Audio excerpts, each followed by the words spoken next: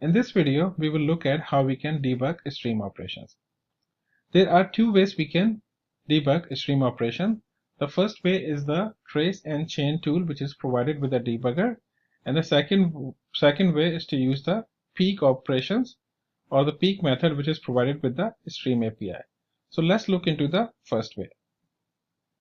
In order to run the debugger, let's create a breakpoint here and click here and debug statement example.main.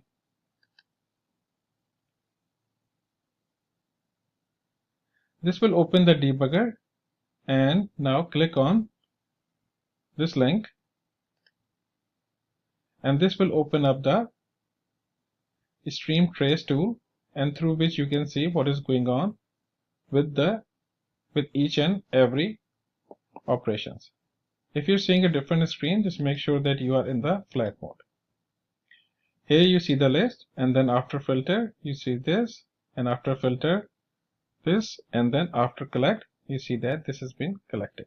We already have seen the example of this in the previous section, so let's look at the second method through which we can debug the streams. Let's close this and stop the debug. Now the second way which we can do it is to use the peek method. So you can just do dot and peek, and inside peek it basically take consumer. So just type the lambda expression and system out and s1 and s. So this will give us a list of all the elements which are present in the stream at this point. Now let's run this.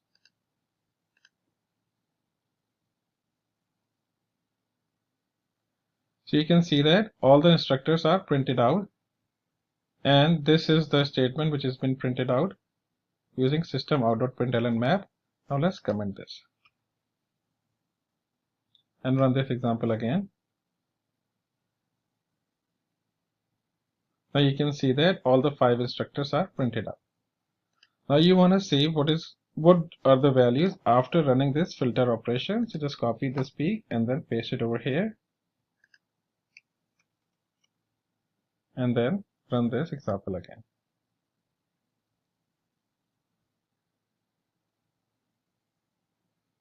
Or maybe just remove this first.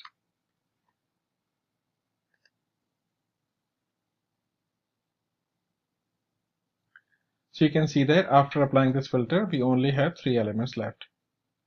So remove this and then move this over here.